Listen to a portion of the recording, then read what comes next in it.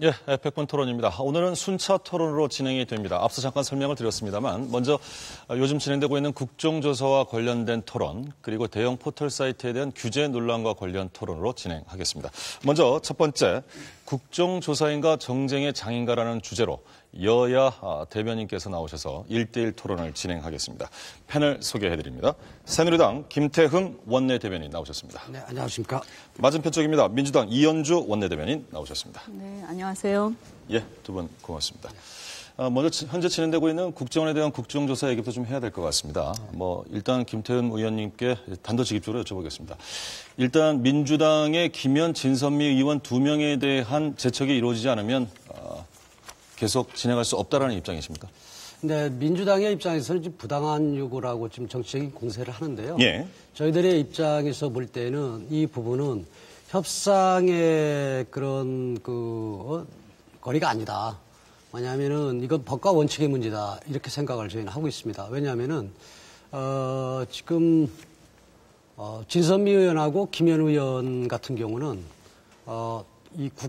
지금 국정조사 범위에 포함되어 있는 여직원 감금 사태에 연루되어 있거든요. 연루되어 있기 때문에 국정조사법 제13조 1항을 보면은 제척 사유가 됩니다. 그렇기 때문에 소위 그 제척 사유가 되는 사람은 좀 제어 좀 시켜달라는 게 저희 입장이고요. 그리고 사실 지금 국정조사를 하는 이유가 국정원이 선거 개입을 했느냐 안 했느냐라는 그 불법적인 그런 조사를 지금 하는 거거든요. 예. 그랬을 때 특위를 구성할 때 불법적으로 조사를 해서는 안 된다 이런 부분이고 또 이 선례가 있어요. 지난 2008년도에 지난번에 참여정부 때에 외교부 장관을 했던 송민순 의원께서 쇠고기 파동 진상조사 특위 때에 연관이 있는 그런 업무를 했던 사람이라고 해가지고 제척 사유가 된다 해서 제어를 했던 적이 있습니다. 네. 다시 말해서 협상의 대상은 아니다. 네, 원칙의 문제다라는 입장입니다. 네, 반론이 있으실 것 같습니다. 네, 저희는 그 새누리당의 이런 주장이 국정조사를 이렇게 좀 본질을 좀 외면하는 그런 물타기다 이런 시각을 갖고 있고요. 그리고 더구나 그 내용을 요구하는 내용을 보면 우선은 이 두 분이 이제 강금죄에 해당이 한다. 그래서 이제 고발을 했다는 것인데 사실은 그 내용 자체가 굉장히 부당합니다. 그러니까 고발만 한다고 해서 다 강금죄가 되는 것은 아니거든요. 그래서 그때 당시의 상황을 보면 그 당시에 이제 국정원 여직원, 댓글 의혹이 있는 여직원의 그 댓글 조작하고 있는 그 현장을 가서 특히 이제 경찰과 선관위 직원 함께 대동해서 갔습니다. 그래서 일종의 현행범 체포의 현장이었는데요. 그런 경우에는 사실은 그 여직원이 스스로 이제 증거인멸을 하면서 문을 걸어 잠그고 스스로 나오지 않았어요. 그래서 우리가 셀프 감금이라고 했는데 이런 경우에는 현행범 체포 현장이기 때문에 이 감금죄가 성립하지 않습니다. 그리고 그 당시에 기자들도 다 있었고 또 옆에 경찰이나 선관위 직원도 있었는데 그분들은 감금죄 어떤 공범 만약에 그 논리대로라면요. 감금죄의 공범일 텐데 공범으로 고발을 하시지 않으셨어요. 근데 이 두 분에 대해서만 물론 다른 분들 우리 이제 당의 당직자나 의원님들도 같이 고발을 하셨지만 고발을 해놓고 고발했으니까 관련이 돼 있으니까 제척해라. 그러면 만약에 이제 제척하기를 원하는 사람이 있으면 일단 고발해놓고 제척 대상이다 이렇게 할 수 있지 않겠습니까? 그래서 이거 좀 부당하다 이렇게 생각합니다. 그건요 국정조사를 이제 몇 개월에 하는 거고 그렇기 때문에 먼저 고발했었다라기보다도 이 국정원의 이 댓글 사건을 보면은요. 이게 지금 내부 고발이라든가 아니면 양심선언에 의해서 지금 이 사건이 지금 드러난 게 아니에요. 왜냐하면은 국정원 전 간부 김상욱 씨하고 그 현직 당시에 정기성 씨하고 둘이 모의를 합니다. 모의를 하는데 김상욱 씨가 어떤 사람이냐면은 민주당에서 시흥에서 국회의원 출마도 하려고 예비 후보로 됐던 사람입니다. 그래서 그때의 선거 과정 속에서의 선대본부에 그 관련된 사람들하고 계속 수십 차례 전화 통화를 합니다. 그러면서 쭉 연이어져서 그 여직원을 이제 미행을 하고 그 집을 알아냅니다. 그래서 국정원 여직원에서 거기에서 혹시 이런 일이 있을까 모른다라고 해가지고 민주당의 그런 당원들하고 정책합니다. 근데 갈 때에는 경찰하고 그다음에 선관위 직원들 함께 갑니다. 네네. 그때까지는 법의 저촉이 없습니다. 한데 그 선관위 직원하고 그다음에 경찰이 빠져나옵니다. 그 이후에는 민주당 당원들만 거기 지킵니다. 그래서 엊그제 언론들을 보면은 검찰이 지금 조사를 하고 있거든요. 네. 검찰이 조사를 하는데 뭐라고 했냐면은 국정원 여직원 감금 혐의가 민주당의 당원들이 인정된다, 잠정 인정된다 이렇게 결론을 냈습니다.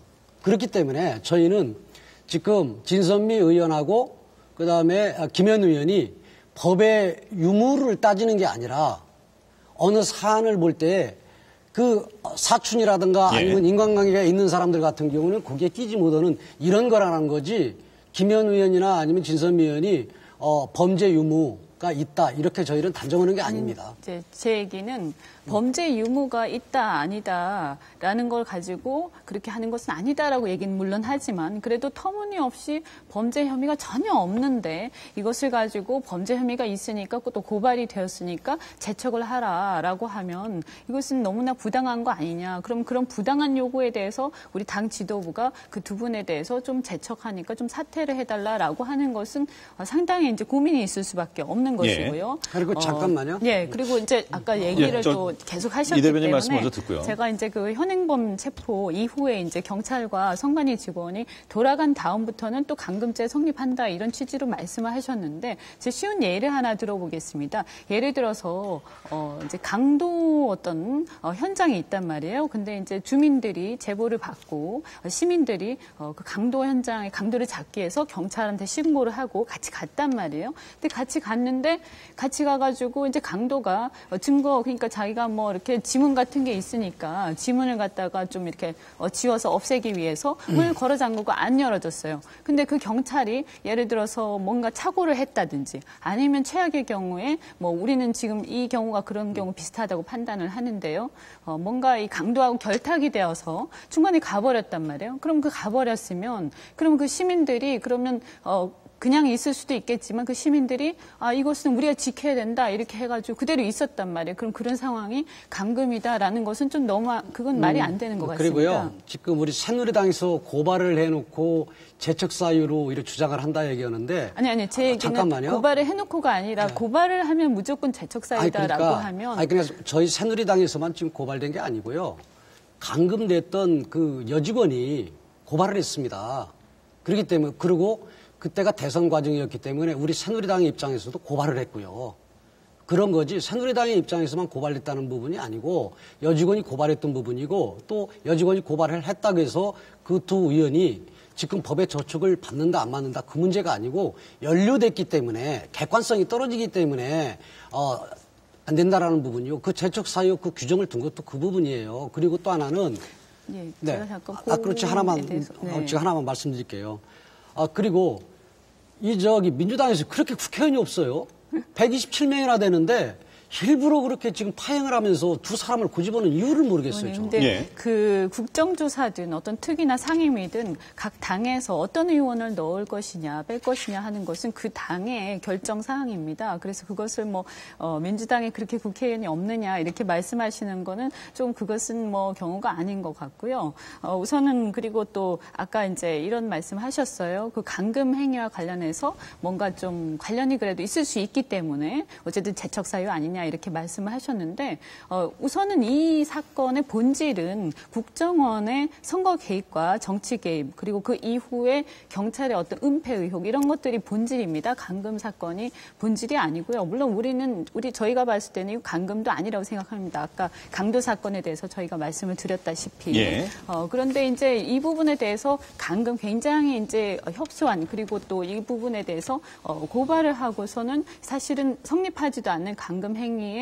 이 두 분이 연루됐다라고 해서 재척을 하자라고 하면 저희가 볼 때 만약에 필요하다면 그 부분에 대해서는 이 두 분이 얼마든지 증인으로 나올 의향이 있습니다. 그래서 조사위원이 어떻게 증인을 나와? 그리고 봐봐요. 국정원 국조잖아요. 제가 말씀이 아직 안 끝났는데. 이 의원 말씀 듣고 김 의원께 드리죠. 네네.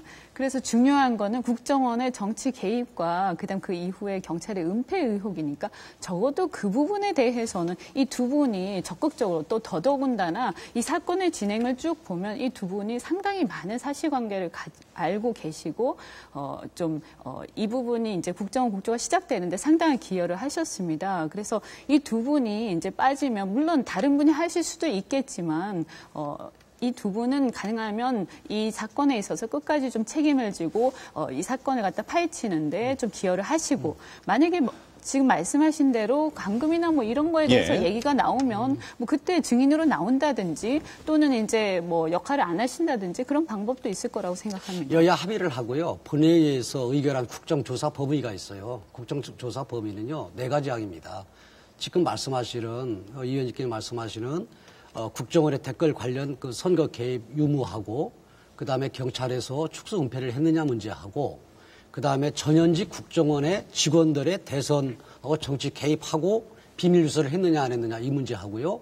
그다음에 여직원의 감금하고 4가지입니다. 네네. 4가지이기 때문에 지금 민주당 입장에서는 국정원의 그런 선거 개입 유무하고 경찰의 은폐 축소하고 이 부분에 초점을 맞추는 것 같은데요. 네네. 지금 범위가 4가지예요. 4가지 중에서 국가정보원 여직원에 대한 인권 침해 및 의혹 문제도 범위에 들어있어요. 근데 거기에 연루되어 있는 분들이에요. 안 들어있다는 게 아니고요. 그래서 그 범위와 관련해서 그 부분을 규명을 하실 때는 이 두 분이 뭐 역할을 안 하신다든지 아니, 또 증인으로 얼마든지 나오겠다고 얘기를 하지 않았습니까? 연관성이 있는 그런데 그런 이 부분을... 사실은 이게 주가 있는데 이 주에 대해서 상당한 지식을 갖고 있고 또 정보를 갖고 계신 분들이 빠질 경우에 이 국정조사 자체가 충분히 더 좋은 효과를 거둘 수도 있는데 조금 이 부분에 있어서 국민들한테 알 권리를 보장하는데 좀 미진한 부분이 있지 않을까 이런 것도 있고요. 그래서 이제 저희가 그래서 지금 보면 이제 계속 새누리당에서 이렇게 말씀을 하시고 그게 해결이 안 되면 시작을 못 하겠다 이렇게 말씀을 하셔가지고 이제 저희가 상당히 진짜 고민을 하고는 있습니다. 근데 이게 보면 어떻든 간에 국정조사라는 게 기간이 딱 정해져 있어요. 이게 이제 문제인데요. 그래서 어떤 상대방이 저희는 뭐 죄송합니다만 굉장히 협소하고 굉장히 부차적인 것을 가지고 더더군다나 감금죄가 해당되지도 않는데 고발했다는 이유를 가지고 이 부분이 이제 제척했다. 그러니까 빠지지 않으면 아예 시작을 안 하겠다라고 해서 굉장히 지금 보면 그런 말씀 중에 죄송합니다만 민주당에서는 이 파행이 되고 있는 국정원 국정조사를 정상화하고 원하는 바 소개 목적을 달성하기 위해서 두 의원의 제척을 고려할 수도 있다는 입장이신가요? 아니요, 뭐 지금 그런 게 결정이 됐다기보다는요. 지금 저희가 언론에 보도된 것으로는 지도부 입장에서는 약간 고려가 됐던 것으로도 좀 흘러나오고 있는데. 고민을 하고 있습니다. 왜냐하면 이것이 근데 사실 부당한 요구이기 때문에 저희가 판단할 때는 그러면 아무리 이 국회의원 두 분께서 독립된 헌법기관이고 상당히 기여를 하셨는데 이 국조가 시작되기까지 또 앞으로도 기여를 할 것으로 예상하는데 이것이 이제 우리가 이런 정치적 고려 그리고 현실적인 어떤 문제 때문에 불가피하게 이 두 분한테 이런 부당한 요구를 꼭 해야겠느냐 이런 고민이 있는 것이고요. 그래서 이제 이 부분 아직 결론이 나진 않았습니다. 그래서 이 두 분 저희가 봤을 때는 이 두 분이 이제 이 국정원 국정조사, 그러니까 특히 정치 개입과 관련된 부분들은 이 두 분이 적극적으로 관여를 하시고 그 다음에 뭐 아까 말씀드린 것처럼 뭐 감금 이 부분에 대해서 하게 되면 뭐 증인으로 나온다든지 또는 거기에 대해서는 관련이 있으니까 말씀 안 하시고 계신다든지 알겠습니다. 이런 방법도 있을 거라고 지금 생각합니다. 일단 이 의원님 말씀을 저희가 해석하기로는 이 파행이 계속되면은 뒤 의원의 제척에 대해서도 유동적으로 판단을 해볼 수는 있다는 여지를 좀 남기신 걸로 들리고 있고요. 관련해서 김 의원님께도 한 말씀 좀 드리겠습니다. 만약에 이건 이제 가정이긴 합니다만 민주당 측에서 이런 고려 끝에 두 의원을 제척한다면은 그러면서 민주당이 동시에 새누리당 측에 증인 채택 문제라든가 또 15일을 허비했으니 국정조사 기간 연장을 요구한다면 수용할 의사가 있으신지요?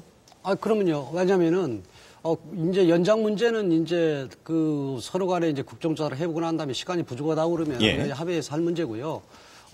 일단은 제척 사유되는 두 분이 법적인 문제가 해결이 된다고 하면은 저희들은 그 다음 날이라도 서로 합의해서 할 수 있다 하는 게 저희 입장이고요. 예. 지금 저는 아주 위험한 발상인데요. 문제는 협소하다, 부차적인 문제다 이런 얘기를 하거든 이 문제에 대해서. 그리고 또 하나는 이 두 분이 만약에 국가정보원 여직원에 대한 인권 침해 이 부분 조사를 할 때에는 우리가 그냥 증인으로 갈 수 있다 하는데 이 부분이 4개가 하루에 같이 그냥 맞물려 갑니다. 그런데 뭐 이 사안만 어떻게 증인으로 채택하고 그리고 이 사안에 증인으로 채택이 될 사람이 어떻게 국정조사를 합니까? 그리고 이건 아주 법과 원칙의 문제입니다. 사실 작어같이 보이지만 법과 원칙의 문제예요. 제가 보니까 지금 이 국정조사, 지금 국정조사의 어떤 것이 지금 핵심이냐에 대해서 조금 생각이 다른 것 같습니다. 예. 그래서 저희는 어쨌든 여기 본질은 국정원의 정치 개입이고 그 해당 여직원은요, 사실은 인권 침해라고 그 당시에 주장을 하셨지만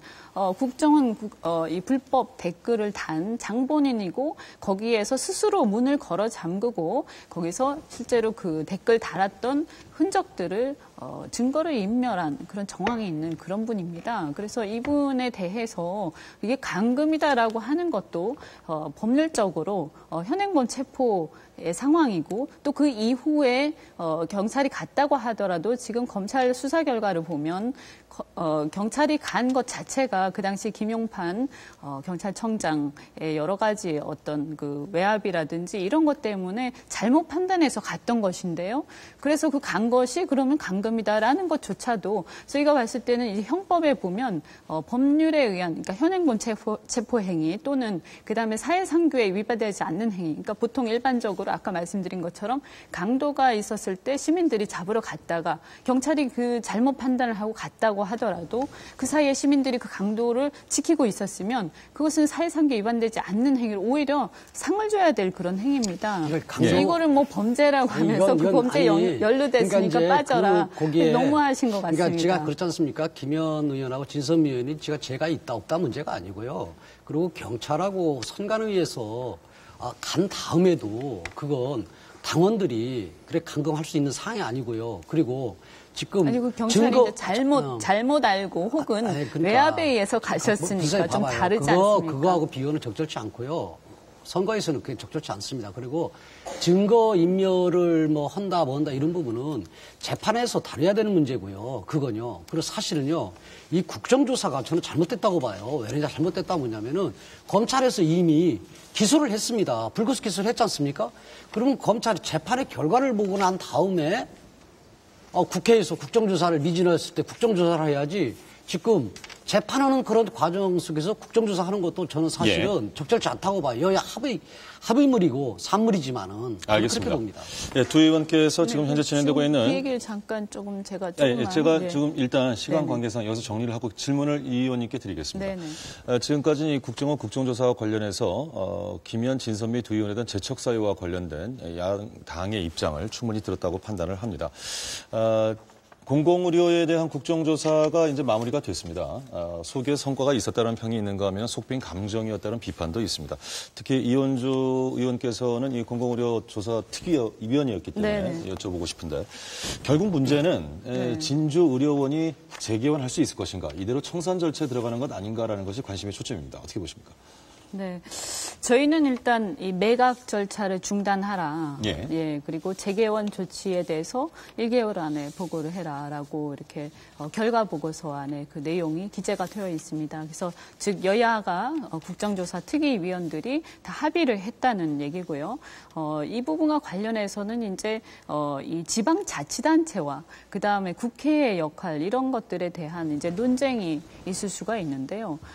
이 국회 국정조사라는 것은 국회가 갖고 있는 헌법상의 권한입니다. 즉 국회가 어떤 우리나라의 국정과 관련된 어떤 철학 이런 특히 이제 전체 2번 같은 경우 공공의료 체계인데요. 이것과 관련된 어떤 국민의 의사 이런 것들이 있을 때는 국민의 의사를 대변해서 국회가 어떤 결론을 내리는 것입니다. 그래서 제가 그런 얘기도 했습니다만 경상남도가 우리 대한민국과는 별도로 떨어져 있는 어떤 섬 섬나라가 아니기 때문에 결국은 우리 경상남도도 대한민국 전체 국정 철학에 연동되어서 그 철학을 함께하면서 큰 틀에서 같이 가야 하는 것이고요. 그렇게 본다면 우리 국정조사 특위에서 우리 공공의료 체계나 진주의료원의 방향이 이렇게 되어야 한다라고 했을 때 그것은 어떻게 그 하나의 어떤 법적인 조그만 그런 구속이기보다도 오히려 그것보다 훨씬 더 큰 헌법상의 그런 구속력이 있다라고 생각을 합니다. 예. 저는 국정조사 이 부분이 뭐 지금 이현주 의원님 말씀하시는 그 부분인데 왜냐하면 행정부를 견제하기 위해서 있는데요. 이게 완전히 그 어떻게 보면은 정치적인 공세의 장으로 쓰고 그다음에 엄연히 우리나라는 상권 분립이 있는데 뭐 이 모든 부분에 대해서 조금 의혹만 있다든가 하면 국회로 끌고 와가지고 이런 문제들을 지금 발생시키거든요. 지금 어떻게 보면 진주의료원도 마찬가지예요. 진주의료원도 진주의료원 하나가 문제가 아니고 저도 충남 부지사를 해봐서 아는데 지금 전국의 의료원이 34개예요. 예. 34개인데 거의 다 지금 이 재정난이 어렵고 경영 상태가 어렵습니다. 그 이유는 과거에 우리나라가 의료 시스템이 별로 없었을 때 또 민간 의료가 별로 없었을 때 국가에서 책임지는 그런 역할을 했거든요. 그리고 법정 질병이라든가 결핵들 있지 않습니까?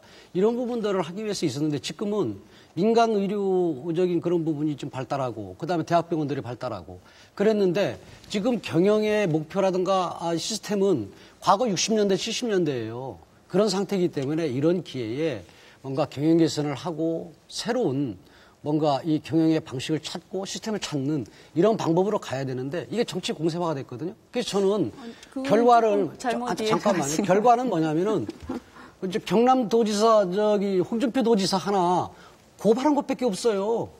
내용은 다 권고지. 의원님, 저는 그렇게 좀 그거는 제가 공공의료 국정조사 특위위원으로 있었기 때문에 그 좀 오해가 있으신 것 같아요. 홍준표 도지사를 고발한 것은 뭐 굉장히 이제 이슈가 될 수 있는 일이긴 합니다. 근데 더 중요한 것은 저희가 결과 보고서를 채택을 했고요. 물론 그것이 완벽하지는 않아요. 이제 논의를 하면서 앞으로 더 상임위나 국회 차원에서 또 정부하고 같이 이렇게 논의를 발전시켜야 될 부분들이 분명히 있습니다. 그러나 이번에 공공의료 국정조사에서는 상당한 저희가 논의가 진전이 되었다고 보고요. 특히 이제 의원님 말씀이 굉장히 맞는 부분이 이 진주의료원의 문제가 비단 진주의료원만의 문제는 아닙니다. 이게 문제라고 하는 것 자체가 어떻게 보면 약간의 오해가 있을 수 있는 부분인데요. 지금 보면 이제 우리나라 이제 공공의료는 첫째는 이제 우리 건강보험제도가 굉장히 보장성이 높아졌습니다. 그래서 예전에는 취약계층의 진료에 집중이 돼 있었는데 이제는 취약계층의 진료만 가지고는 공공의료의 역할이다라고 말을 하기가 힘들어졌고요. 그래서 공공의료의 역할 자체가 취약계층의 진료 여전히 하지만 그뿐만이 아니고 우리가 병원 가면 민간 병원에 가면 과잉 진료 굉장히 많이 하지 않습니까? 그럼 이것을 어떻게 할 것이냐? 이런 공공병원에서 적정 진료의 선을 갖다가 지켜주면서 시장을 선도하는 역할을 해야 된다라는 게 또 하나가 있고 그다음에 그 지역에 특유한 어떤 그 지역 특유의 예를 들어서 뭐 연구를 해야 될 그 의료 정책적인 부분이 있습니다. 또 그런 것도 해야 되고요. 또 어떤 지역에 전염병이 돌 수도 있어요. 그럼 민간 병원에서는 그 격리병상을 꺼려합니다. 그랬을 때 그 격리병상이라든지 또 국가가 정책적으로 정책 의료를 해야 될 수도 있고요. 예. 이런 여러 가지 이제 시범 사업이라든지 이런 건 이제 공공병원이 하는 것인데 이 부분과 관련해서 이제 진주의료원 이번에 폐업 사태는 좀 오해가 그러니까 잘못된 이해가 좀 있었다고 저희는 보고요. 그 결과 보고서에도 그런 취지가 기재가 되어 있습니다만 적자 얘기를 하셨어요. 근데 적자라는 것이 이제 따지고 보면 아까 말씀드린 적정 정리를 진료, 부탁드리겠습니다. 네, 적정 진료나 그다음에 또 취약계층 진료가 있기 때문에 적자가 불가피한 착한 적자 부분이 있단 말이에요. 그럼 이것은 적자가 있으니까 문제다가 아니라 이 적자를 어떻게 평가하고 또 필요하다면 어떻게 지원할 것인가 이런 방향으로 가야 된다라고 저희가 결론을 내린 것이죠. 그러니까 지금 국정조사 그 특위에서 지금 논의하고 지금 말씀하시는 이런 부분들은요. 국정조사를 안 하더라도 이런 부분들을 검토할 수 있는 내용이라는 얘기죠. 잠깐만요. 그리고 제 얘기하고요. 그리고 적자요. 착한 적자 있는데 맞습니다. 공공성을 가지고 있으니까요. 하지만은 최근 5년간 국가하고 지자체에서 얼마를 지원한 줄 알아요? 8,400억 지원했습니다. 그리고 국비가 2,500억 들어갔고 그다음 지방비가 5,900억 들어갔습니다. 그래서 이런 문제를 좀 줄이고 뭔가 개선해보고 시대에 맞게 가자는 얘기거든요. 봐봐요. 이 부분이 3차 진료병원이에요. 3차 진료병원은 대학병원들이거든요. 그런데 지금 지역에서 3차 진료병원 하는데 지금 의료는 갑니까? 대학병원으로 가지? 그렇지 않습니까? 요즘은 뭐 의료보험이니 뭐니 이런 부분들이 다 제대로 되어 있는 그렇기 때문에 제도 개선이 필요한 이 속에서 이 파상된 부분인데 이걸 정치화 공세화를 했지 않습니까? 결국은. 저희가 평가 알겠습니다. 이 부분을 제가 좀 잠시만요. 이 부분에서 제가 김 의원님께 한 말씀 드리고 싶은데 지금 저희가 이 공공의료 국정조사에서 내용을 깊이 파고들기에는 오늘 시간이 좀 제한되어 있고요. 결산을 좀 해본다는 차원에서는 역시 가장 큰 문제는 홍준표 경남도지사가 이 국정조사 특위에 출석을 안 한 문제 아니겠습니까? 네네. 이 부분에 대해서는 지금 증인 불출석 문제는 고발을 했습니다만 네네. 이미 동행에 대해서는 좀 넘어갔단 말이에요. 네.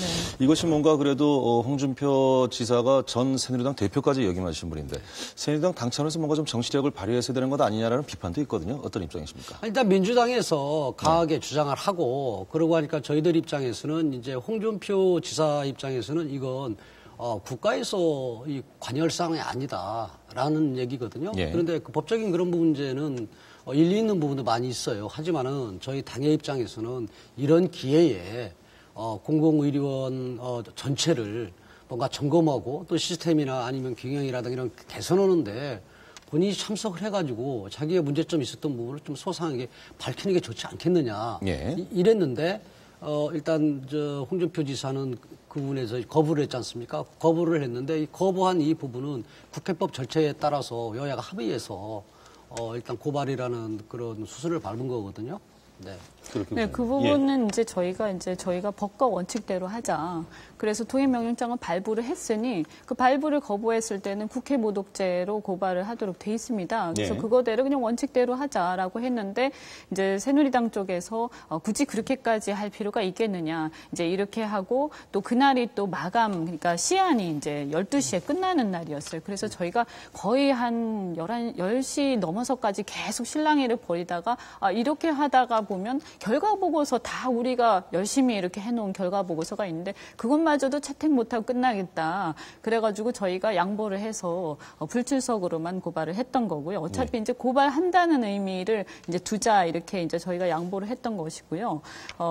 사실은 이제 그런 면에서 보면 굉장히 아쉽습니다. 왜냐하면 본인이 홍 지사께서 이 병원에 갔다 폐업을 강행을 그것도 취임하자마자 뭐 여러 가지 정상화 방안을 좀 시도를 해보고 할 수도 있을 텐데 한 60일 만에 폐업을 다 해버렸어요. 그래서 일사천리로 진행이 됐는데 이런 상황에 대해서 왜 이렇게까지 긴박하게 했었어야 되느냐. 그리고 이 공공의료원 문제가 사실은 진주의료원의 문제가 아니라 이게 어떤 구조적인 문제가 있고 어떻게 보면 불가피한 부분들이 있는데 여기에 대해서 그럼 본인이 어떻게 얘기하시는지 생각하시는지 와서 당당하게 말씀하셨어야 되는데 그런 부분이 못 오셨어요. 아쉽다라는 그래서 이제 굉장히 아쉽고 제가 하나만 좀 말씀을 너무 많이 주시는 아까 이제 하고 발언 기회 드리겠습니다. 네, 아까 이제 말씀하신 거에 좀 정리 대해서 부탁드리죠. 네네네.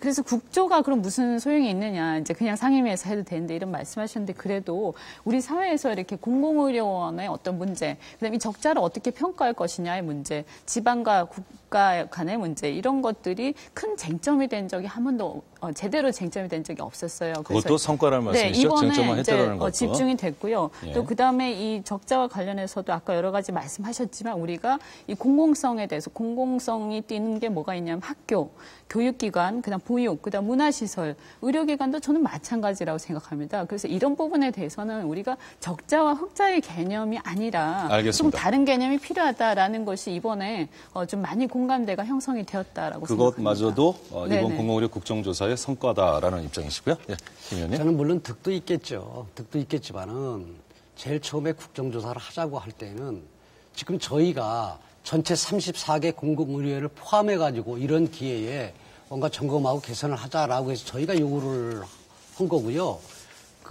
민주당의 입장에서 볼 때는 홍준표 도지사를 어떻게든 정치 공세를 가까이서 시작된 거예요. 예. 예? 그래서 그렇게 생각하실 필요는 없는데.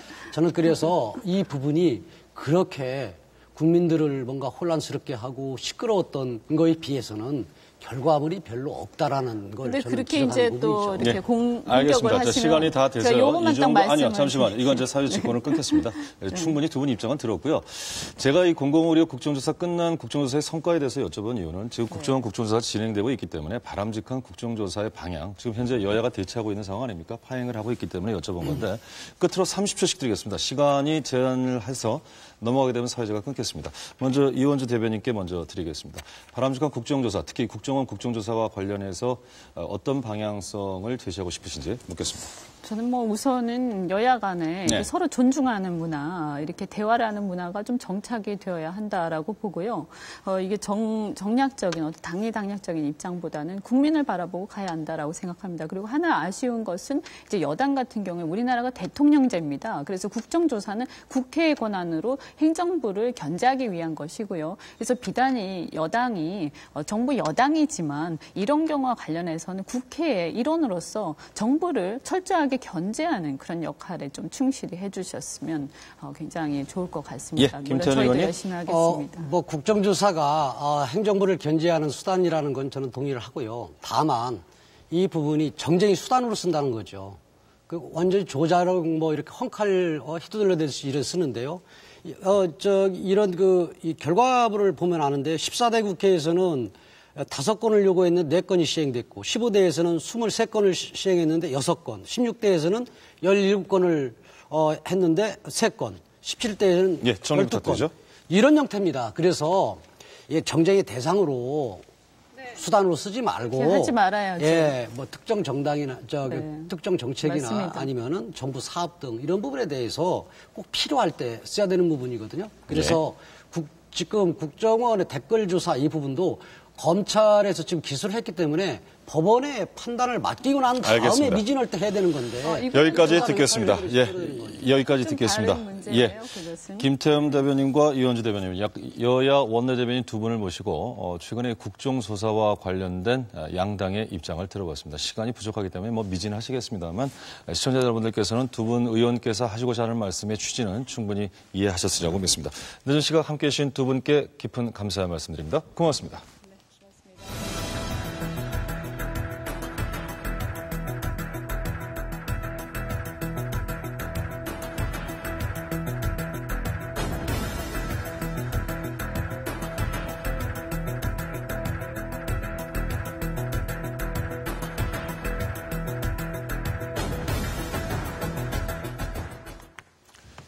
예, 계속해서 이제 두 번째 주제를 놓고 토론 임하겠습니다. 앞서 말씀드렸던 것처럼 최근 대형 포털 사이트에 대한 규제 움직임이 있습니다. 이 부분에 대한 토론 함께해 주실 패널 소개해드립니다. 먼저 서울대 경제학부 이상승 교수 나오셨습니다. 맞은편입니다. NHN 한정호 정책 담당 이사 모셨습니다. 그리고 변희재 미디어워치 대표 나오셨고요. 네, 안녕하십니까. 카이스트 경영과학과 권영선 교수 모셨습니다. 안녕하십니까. 예. 먼저 이 교수님께 여쭤보겠습니다. 최근에 대형 포털 사이트에 대한 규제 움직임 있고 또 많은 문제 제기들이 있는데 가장 큰 문제 제기 어느 부분에 방점을 두고 계신지 먼저 여쭙겠습니다. 네, 저는 그 논의를 시작하기 전에 잠깐 예. 먼저 포털 및 검색 서비스 시장의 현황을 좀 먼저 말씀드리겠습니다. 짧게 좀 부탁드리죠. 네, 예. 이 표에서 보듯이 네이버의 점유율이 80%에 육박하는 압도적인 1위 사업자입니다. 그리고 세계 전체적으로는 1위 사업자인 구글이 점유율이 4%밖에 되지 않습니다. 그런데 세계적으로 보면 우리나라가 예외입니다. 그래서 토종 검색 엔진이 이렇게 1위를 차지하는 경우가 아주 드문데 그러면 이 네이버를 규제해야 해야 하지 않느냐의 문제에서 논의를 할 때는 왜 구글이 우리나라에서는 네이버에 밀렸느냐 그 이유를 먼저 생각해 봐야 된다고 생각합니다. 죄송하지만 이에 대해서는 이제 논의를 진행하면서 하고 잠시만요. 네. 예. 죄송합니다만 권영선 교수님 물병 좀 치워주시겠습니까? 예, 걸리네요 화면에. 예, 죄송합니다. 네. 예, 계속 진행해 주시죠. 예. 예. 네, 네이버를 둘러싼 논란은 세 가지로 나눠볼 수 있습니다. 첫 번째는 이제 네이버가 자기의 높은 점유율을 바탕으로 해서 웹툰이나 부동산 정보 서비스나 오픈마켓 같은 과거에는 다른 사업자들이 해오던 분야로 끊임없이 사업 영역을 무차별적으로 확장한다라는 거예요. 그뿐만 아니라 이 소규모 모바일 벤처업체들이 개발한 히트 상품을 모방해서 유사 서비스를 계속 출시해서 이들을 고사시킨다라는 게 있고요. 네. 둘째 비판은 네이버를 포함한 포털이 사실상의 언론 기능을 수행하고 있는데 현행 법의 미비로 인해서 규제의 사각지대에 있다. 라는 것이고요. 셋째 비판은 각종 유해 정보를 퍼뜨리고 불법 행위를 저지르는 카페들을 방치하고 있다. 저는 경제학자이니 주로 첫째 이슈, 즉 경쟁과 관련된 문제에 대해서 집중을 하는데요. 네. 이 포털의 독과점 문제는 지금 국회에서 논의하고 있는 이 포털에 대한 새로운 법 제정이 아니고 현행 공정거래법을 엄정하게 집행하는 것으로서 해결할 문제라고. 예, 이 교수님의 말씀 중 첫 번째 문제 제기를 세 가지 문제 제기를 해주셨는데 그 가운데 첫 번째 토론 주제를 진행을 하죠.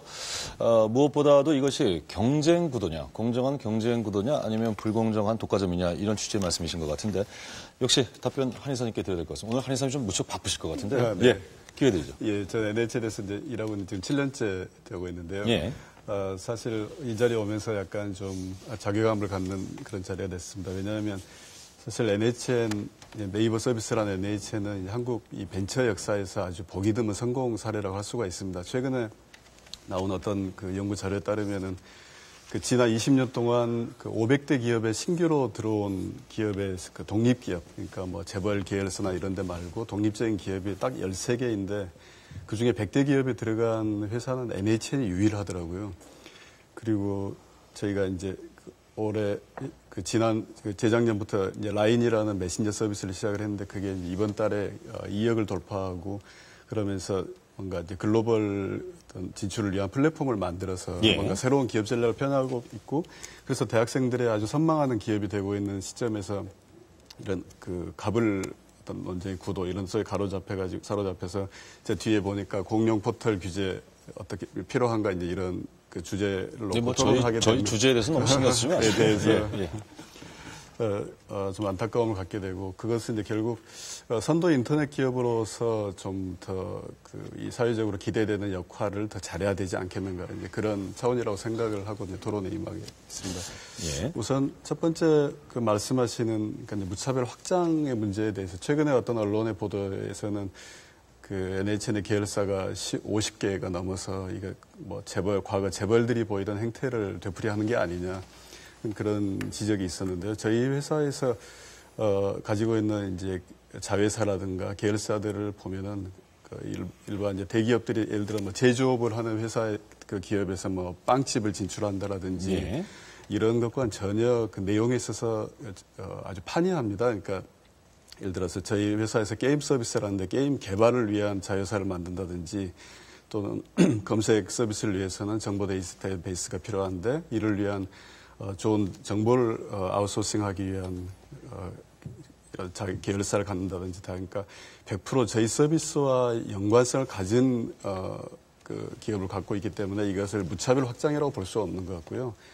두 번째는 그 방금 이 교수님이 말씀하신 유사 서비스에 무차별적으로 진출하는 거 아니냐 그런 말씀을 하셨는데 그러니까 인터넷 지금 예를 들어서 애플에서 열어놓고 있는 앱 장터, 그러니까 그 앱스토어에는 지금 이제 70만 개 이상의 그 서비스가 앱이 깔려 있지 않습니까? 예. 굉장히 많은, 그러니까 말하자면 유사 서비스라고 볼 수 있는 것들이 있는데 그 하나하나의 것들이 상대방을 베낀 게 아니고요. 그 각자의 이용자들에게 어떤 새로운 가치를 줄 수 있는가라는 특장점을 향해서 이 세상에 나와서 이제 소비자들의 선택을 기다리고 있는 것이거든요. 그러니까 이게 인터넷 시장이라는 게 골목 상권과 대기업, 그러니까 예전에 이 전통 제조업에서는 영업권 개념에 의해서 골목 상권이 있고 대기업이 있을 수 있지만 인터넷은 국경이 없고 누구에게나 몇 명이 만든 서비스를 하더라도 전 세계 사람들이 언제든지 접속해서 사용할 수 있는 겁니다. 다시 말해서 확장성과 유사성 문제를 제기하셨지만 NHN에 해당되지 않는다는 취지의 말씀이신 것 같은데 편 대표님 반론 들어볼까요? 저는 아까 그 한종호 이사 말씀대로 뭐 계열사가 많아가지고 문제된다. 뭐 이건 네이버뿐이 아니라 뭐 일반 기업도 저는 문제가 안 된다고 예. 봐요. 사실 그런 확장성 같은 게 문제가 아니고 네이버가 지금까지 이렇게 지위에 올라오기 위해서 핵심적인 권력 두 개를 확보했는데 그게 하나가 검색 권력이고 그 다음에 언론 권력이거든요. 이 두 가지는 일반 사업하고 완전 다른 성격 갖고 있습니다. 특히 검색 권력 같은 경우는 우리가 이제 오프라인으로 비교한다면은 철도 정도 되는 사업이죠. 원래 사실은 이제 철도도 원래 미국 같은 경우 민간이 깔았었단 말입니다. 그럼 철도를 이렇게 권력을 장악한 사람들이 만약에 그 철도에다가 자기 제품을 만들어서 자기 제품부터 먼저 실어나르기 시작한다. 그럼 다른 중소기업 제조업과는 절대 경쟁이 안 되지 않습니까? 그런 현상이 지금 온라인에서 계속 반복돼 왔다는 거죠. 즉 네이버가 검색으로 점유율을 70% 확보하다 보니까 예. 영화 검색이든 뭐 맛집 검색이든 뭐 부동산 정보든 이런 정보들을 자체가 생산해서 바깥에 있는 외부 중소 사이트와 경쟁을 했을 때 네이버 검색의 힘으로 인해 가지고 콘텐츠 경쟁이 아니고 그냥 네이버가 쓸어버릴 수밖에 없다는 말이죠. 그래서 이 부분은 좀 다른 것 같아요. 그러니까 확장하고 다르고 검색이라는 특수한 아주 특수한 사업이라는 겁니다. 그래서 이건 사실은 민간이 하긴 하지만은 사실 이건 거의 뭐 공공 능력하고도 맞먹는 수준의 이 위력을 갖고 있으니까 이건 좀 통제할 수밖에 없겠다는 거 하나 하고 예. 또 하나 언론 권력 문제가 있죠. 언론 권력 문제는 좀 잠시 후에 논의를 하기로 하겠습니다. 하죠. 예, 지금 방금 이 검색과 관련된 이 제기를 해주셨는데 한 이사님 먼저 반론하시겠습니까? 예. 그러니까 이제 권력이라는 거에 대해서 그러니까 저희들이 이제 마켓에서 시장에서의 어떤 그 파워를 갖게 된 거 그것을 이제 권력이라고 부른다면 권력일 수도 있겠는데요. 근데 그런 이제 개념을 설명하기 위해서는 인터넷 산업의 특성을 먼저 좀 같이 이해할 필요가 있는 것 같아요. 그러니까 인터넷 산업, 인터넷 서비스라는 것은 그 일반 제조업에서와 일반 그 전통 산업에서와 달리 굉장히 뭐랄까 이용자들이 선택의 폭이 굉장히 넓습니다. 그것을 멀티호밍이라고 부르는 건데 예를 들면 검색 서비스를 쓸 때 사람들이 네이버만 쓰는 게 아니라 네이버의 검색 결과가 마음에 들지 않으면 언제든지 다음을 쓸 수도 있고 구글을 쓸 수도 있지 않습니까? 단지 그 비용은 클릭 한 번만 하면 되는 것이죠. 그러니까 예를 들어 자기가 어떤 자동차를 쓰고 있는데 마음에 들지 않는다고 해서 손쉽게 차를 내일 다른 차로 바꿀 수는 없는 것이고요. 그렇기 때문에 인터넷은 이런 전환 비용이 굉장히 거의 0에 가깝게 낮기 때문에 그 인터넷 기업들이 이용자들을 최대한 자기의 고객으로 붙들고 있기 위해서는 어떻게든 이용자를 만족시키기 위해서 최선을 다해야 됩니다.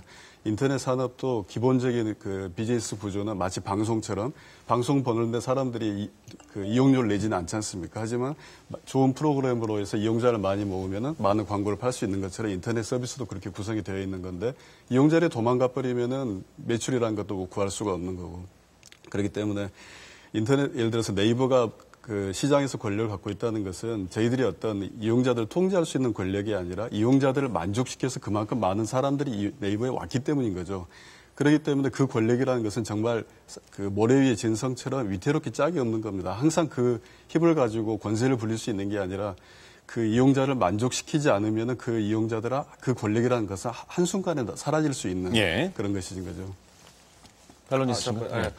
그 검색 권력이 아까 굉장히 특수한 권력이라 그런 게 일반 콘텐츠 산업 같은 경우는 무슨 뭐 방송에서 좋은 콘텐츠로 사람을 끌어들였을 때 지속적으로 이렇게 굴러가는 건 아니에요. 콘텐츠가 나빠지면 바로 돌려주는데 검색 권력은 검색으로 점점 점유율이 넓어지면은 더 많은 콘텐츠가 모이고 더 사람이 많이 모이면서 이게 눈덩이처럼 부풀려져서 순식간에 이 부익부 근육부인 돼버린단 말이죠. 이렇게. 그래서 검색 권력 굉장히 특수하다. 클릭 하나로 이렇게 넘어가는 그런 차원의 문제가 아니고 한이 무슨 독점하기 시작하면은 블랙홀처럼 빨아들이는. 그게 사실 네이버에 대해서 블랙홀이라고 많이 얘기합니다. 거의 블랙홀 속의 성격이 있어서 이거를 만약에 그냥 시장 경쟁 원리로만 맡겨놨다가는 시장 전체가 초토화되면서 네이버도 어느 순간에 무너질 수 있습니다. 근데 시장 생태계가 무너져서 네이버도 같이 무너지는 거를 뻔히 예측이 되는데 그냥 놓고 있다. 그래서 저는 그건 좀 위험하다고 생각합니다. 예, 송 교수님. 네, 제가 볼 때는 그러니까 이 포털 비즈니스도 그러니까 규모의 경제 효과가 있어갖고 그리고 네트워크 효과가 있고 해서 자꾸 커지면 더 커지고 작은 기업은 자꾸 작아지고 그래서 이제 경쟁 관계가 왜곡될 수 있는 그런 현상이 있는 산업이라는 건 분명히 인정합니다. 그러나 우리 현재 여기 제목도 공영 포털인데 지금까지의 이 논란의 시작점이 어디냐면 너무 국내만 보는 것 같습니다. 아까 이상승 교수님께서 네이버의 시장 점유율이 80%라고 했는데 우리나라에서 그런 국가가 찾아보니까 중국하고 소련 이 정도입니다. 그러니까 이거를 좀 더 넓은 시야에서 보면은 오히려 네이버가 이 우리나라 고유 언어로 된 이 지식 정보 데이터베이스를 운영할 수 있고 관리하고 키워나갈 수 있다는 것은 이건 큰 기여를 하고 있는 겁니다. 그러니까 그리고 또 현재 이 포털 규제와 관련해서 얘기되는 것도 너무 그 한쪽 측면에 치우쳐지고 있는 게 뭐냐면은 너무 이 사업 관계에만 치우쳐진다 이거죠. 포털이라는 거는 그러니까 구글과 한국의 네이버가 큰 장점 중에 하나는 네이버는 보시면 알겠지만 윈도우만 딱 하나 뜹니다. 근데 네이버는 들어가면은 전체 여러 가지가 다 뜹니다. 거기서 즐거움을 즐길 수도 있고 지식을 쌓을 수도 있고 상거래도 다 이루어집니다. 근데 지금까지는 포털과 관련해서 너무 이 상거래 측에만 너무 초점이 맞춰져갖고 규제 논리가 진행되고 있는 게 아닌가 그런 생각입니다. 예, 이 교수님 반론 있으신가요? 예, 전 동의하는 부분도 있고요. 동의하지 않는 부분도 있는데 그 동의하는 부분은 일단 점유율이 높다고 해서 나쁜 건 아니죠. 그래서 중요한 것은 정당한 경쟁과 부당한 시장 지배력의 남용을 구별하는 것이고요. 전 적어도 그 동의하는 부분은 왜 구글이 우리나라에서만 이렇게 점유율이 낮으냐? 그것은 여러 가지 이유가 있는데 첫 번째 이유는 공공기관이 보안을 이유로 해서 검색 로봇을 차단해 왔습니다. 그래서 그 세계 최강의 검색 엔진 기능을 자랑하는 구글이 맥을 못 추는 거죠. 그런 이유도 있지만 또 중요한 것은 군 교수님께서 말씀하셨듯이 네이버가 우리나라 소비자의 구매에 맞는 아주 다양한 서비스를 출시해 와서 그게 성공한 이유다라고 생각되고요. 그렇지만 그렇게 정당하게 취득한 지배력이라고 하더라도 그것을 남용하는 일이 있으면 그것은 규제해야 된다라고 생각합니다. 구체적인 지배력 남용의 구체적인 예를 좀 들어줄 수 있을까요? 네. 첫 번째는 광고를 광고라고 명확하게 밝히지 않는 것이죠. 그래서 우리가 예를 들어서 서초동 꽃집 이렇게 검색을 하면 처음에 링크가 15개 뜨는데 제일 위에 파워링크라고 돼 있고요. 그 옆에 영어로 조그맣게 AD라고 돼 있습니다. 근데 이게 다 광고입니다. 광고를 보여주는 건 좋죠. 왜냐하면 우리가 서초동 꽃집을 찾는 것은 꽃을 사려고 하는 거니까. 그건 기본적으로 상업적인 것이기 때문에 광고를 보여주는 건 좋지만 그 경우에는 다른 자연 검색 결과와는 달리 그 연관성의 순서로 나열되는 것이 아니고 네이버에 지불하는 광고료를 주요 기준으로 해서 연관성보다는 돈에 따라서 된단 말씀이시죠? 된다는 사실을 밝혀라라는 거죠. 이번에 대해서 먼저 권 교수님께 제가 볼 때는 이제 네이버를 아까 그 변 대표님께서 말씀하셨는데 공익성을 강조하셨는데 네이버는 영리기업입니다. 영리기업이라면은 실은 그 광고와 그 일반 콘텐츠를 명확히 구분해야 된다라고 그렇게 강요할 수는 없다는 겁니다. 왜냐하면 그것도 하나의 기업으로서 선택할 수 있는 전략의 하나다 이거죠. 그러다 보니까 지배력의 남용이라기보다는 기업의 선택이다. 왜냐하면 우리나라 포털이 다음도 있고 네이트도 있고 다른 것들 경쟁하는 것들이 있는데 왜 포털이 모든 포털에게 동일한 규제를 적용해야 되냐 이거죠. 각자 자기 나름의 포트폴리오, 그러니까 사업 조합에 맞춰 갖고 자기가 강점을 각자 나름대로 선택해가지고 그 최종 판정은 누가 내리냐면은 이용자가 내린다는 거죠. 오히려 그러니까 섣부른 규제가 너무 이 다양한 생태계를 만들기보다는 이 포털이라는 생태계를 너무 획일화시킬 수 있는 역효과도 있다는 걸 그건 너무 지나치게 시장 지배 쪽으로만 생각하시는 건 아닌지 모르겠습니다. 그게 광고에 대해서 제가 좀 말씀을 들어볼까요? 그러니까 결국은 이제 네이버에 있어서 가장 큰 이제 캐시카우가 검색 광고이고 그다음에 이제 가장 여러 일반 이용자들이 아닌 일반 이제 사업자들 입장에서 가장 관심 있는 게 사실 검색 광고일 것 같습니다. 그래서 간단 몇 가지 사례를 좀 준비해 왔는데요. 글자가 작아서 잘 보이지는 않겠습니다만 설명을 좀 글자가 보일 필요는 없을 것 같고요. 그러니까 첫 번째 이제 이상승 교수님 말씀 중에 이제 그 검색 광고가 표시가 광고인지 검색 결과인지 표시가 되지 않는다 그런 말씀하셨는데 이게 네이버 같은 경우는 광고가 하나의 이렇게 뭉치로 돼 있습니다. 그러니까 검색을 특정 키워드를 넣었을 경우에 블로그, 카페 또는 뉴스 그리고 광고도 하나의 패키지로 되어 있어서 다른 그 검색 결과와 구분이 확연하게 되고 있는데요. 그걸 알 수 있는 게 예를 들어서 꽃배달 같은 거 키워드를 쳤을 때는 광고가 최위에서 15개가 나오는데 이건 전체 키워드 중에 2.5% 정도가 해당됩니다. 근데 이런 키워드는 어떤 거냐면 이 꽃배달을 쳤을 때는 그 전체 검색 결과 중에서 사람들이 클릭이 주로 거의 80% 이상이 이 광고에서 나옵니다. 다시 말하면 꽃배달을 치는 이유는 꽃배달 광고를 보기 위한 것이라는 거죠. 근데 그렇지 않은 다른 키워드를 칠 경우에는 광고가 훨씬 적어지고 또는 광고가 그 다른 위치에 나타나게 되는데요. 예를 들어서 뉴스를 가장 많이 찾는 키워드는 뉴스 보따리가 제일 위로 올라오고 광고는 하단으로 가게 됩니다. 다시 말해서 돈만 내면 무조건 최상단에 가는 게 아니고 특정 키워드가 이용자들의 검색 의지를 반영해서 계속적으로 움직이기 때문에 확연한 구분이 된다는 것이죠. 반론 있으신가요? 네. 일단 군 교수님 말씀부터 먼저 하면 만약에 검색 엔진이나 포털이 경쟁 구도라면 그러면 이제 규제할 필요가 적어집니다. 즉 어떤 사이트에 들어가면 광고가 많고 어떤 포털에 들어가면 광고가 없고 그게 결국 이제 그렇게 해서 소비자들이 선택하게끔 하면 되는데 포털 시장은 다르죠. 즉 네트워크 외부효과 때문에 전 세계적으로도 하나의 기업이 80%의 점유율을 차지하고요. 우리나라도 80%를 차지합니다. 이런 경우에는 특히 시장 지배적 이제 점유율이 높은 사업자에 대해서는 별도의 책임을 부과할 수도 있고요. 그리고 이제 제가 말씀드린 것은 일반적으로 소비자들이 왜 네이버에 들어가서 내가 검색을 했느냐. 내가 네이버에 들어가면 내가 원하는 정보를 연관성 있게 최적화해서 보여준다라는 생각을 하기 때문에 그걸 광고에 있어서는 사실은 그게 아니거든요. 그래서 물론 연관성도 그 요소로 들어가지만 광고료가 주요 기준이다라는 사실을 연구 결과에 따르면 예를 들어 2012년 정보통신정책연구원에서 조사한 게 있는데 우리나라 사용자의 52.3%가 광고라고 제대로 인식을 못하고 있습니다. 나아가서 지도나 위치정보 검색 서비스의 경우에도 54.3%가 이게 광고라고 생각을 안 한다는 그럼 지금 다시 말해서 한 이사님이 말씀하셨던 검색어를 쳤을 경우에 해당되는 광고 그 그룹과 광고의 개수나 위치가 다르게 나타나고 있다는 것인데 그것조차도 지금 문제가 있다는 말씀이시죠? 그것도 연구 결과가 있는데요. 네. 미국의 경우에 첫 페이지에 보여주느냐, 둘째 페이지에 주느냐, 이건 완전히 뭐 하늘과 땅 차이고요.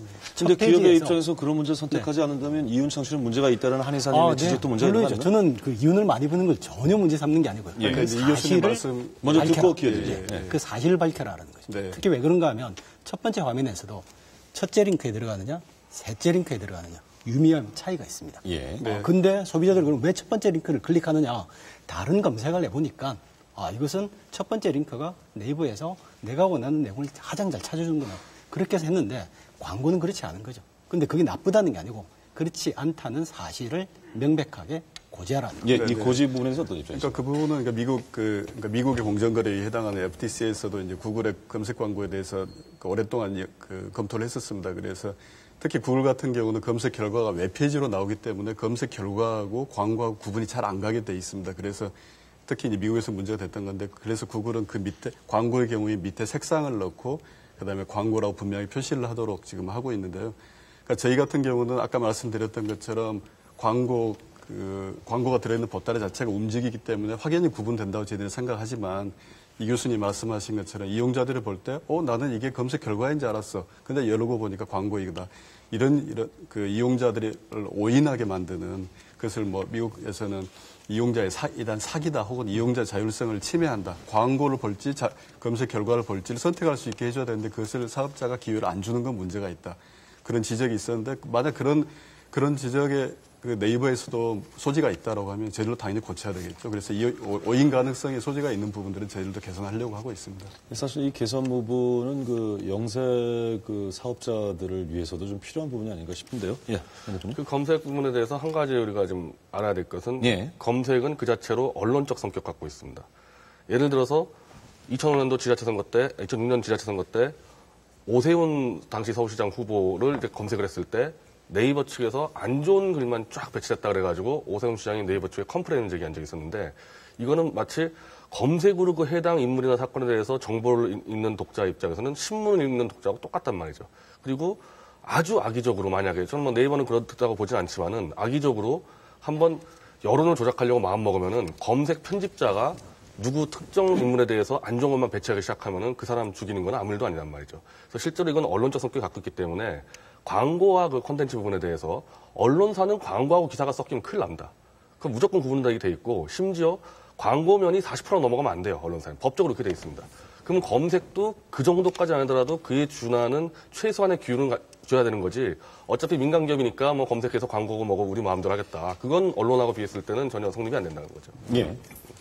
그러니까 저희 같은 경우는 이제 우선 몇 가지 논점이 현 대표님 말씀이 섞여 있는데 제가 생각나는 것부터 말씀드리면 광고가 많으면 안 된다. 그런 메이저한 초점은 아닌 것 같은데 일단 저희 같은 경우는 광고가 특정 키워드에 대해서 아무리 많아도 15기사를 넘지는 않습니다. 그렇기 때문에 그것은 구글하고 비하면 구글은 매 페이지마다 광고가 들어갈 수 있기 때문에 이론적으로는 거의 무한대로 광고가 들어갈 수가 있지만 저희들은 이제 기본적인 어떤 지면의 제한이 있다는 걸 말씀드릴 수 있고요. 두 번째는 이제 검색이 하나의 미디어 역할을 할 수 있지 않느냐. 그리고 그게 어떤 특정한 정책의 맥락에서 어떤 편향된 결과를 가져올 수 있다면 그건 정말 문제겠죠. 근데 저희가 검색 엔진 그 알고리즘을 설계하는 데 있어서는 모든 컨텐츠는 하나의 문서, 하나의 검색에 필요한 하나의 데이터로 보지 그게 이것은 뭐 누구한테 유리한 거고 누구한테 불리한 거고 그것을 기계가 그걸 인식하지 못합니다. 그게 만약에 어떤 특정한 검색 결과가 누군가에게 유리하게 나왔다면 그 검색 결과가 이용자들이 찾는 검색 의지와 더 부합하고 그 연관성, 렐러번시가 높았기 때문에 나타나지 그게 어떤 누군가를 지지하거나 누군가를 음해하기 위해서 그런 그 검색 엔진을 만들어낸다는 것은 아마 그렇게 해내는 것 자체가 어려운 일이라고 생각을 하고 있습니다. 그러니까 철저하게 수요자들의 클릭에 의해서 결정이 되는 것이지 자체적으로 어떤 그런 검색의 편향성을 의도를 가지고 할 수 있는 건 네, 불가능하다는 말씀이신가요? 근데 그거는 예. 검색 시 가지고 이제 어떻게 설계하냐에 따라 가지고 사실은 검색도 편향성이 충분히 가지고 예. 편향성이죠. 가능한데 그걸 떠나 가지고 지금 한국 포털 사이트들은 이제 자체 정보 서비스를 워낙 많이 하다 보니까 예. 구글 같은 경우는 자체 정보 서비스를 거의 안 합니다. 이것 때문에 한국에서 실패했지만은 실제로 구글이 돈이 없거나 기술이 없어서 못하는 게 아니고 검색 본연의 역할을 하겠다 그래가지고 잘 안 들어가는 거예요, 딴 시장에. 근데 대한민국 포털들은 다 자체 서비스를 하다 보니까 검색 결과를 손으로 이제 건드리게 돼 있어요. 왜? 자기들이 서비스하는 것들을 어디다 배치를 해야 되니까. 그 과정에서도 또 한 번의 편향성이 드러날 수가 있다는 거죠. 그래서 사실 저희가 검색법을 우리가 입법 발의했을 때 알고리즘 식에 대해서를 관계기관에 신고하도록 한 게 검색 조작이 좀 위험하다고 봤기 때문에 그런 겁니다. 근데 뭐 솔직히 현실적으로 지금 네이버 정도 되는 회사가 막 검색을 조작해서 막 정치적으로 그러진 않을 거라고 봅니다. 예.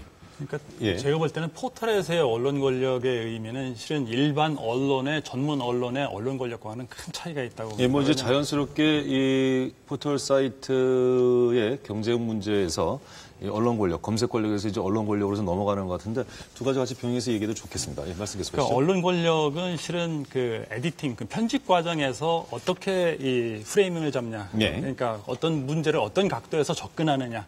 그거를 실제 편집진이 결정을 합니다.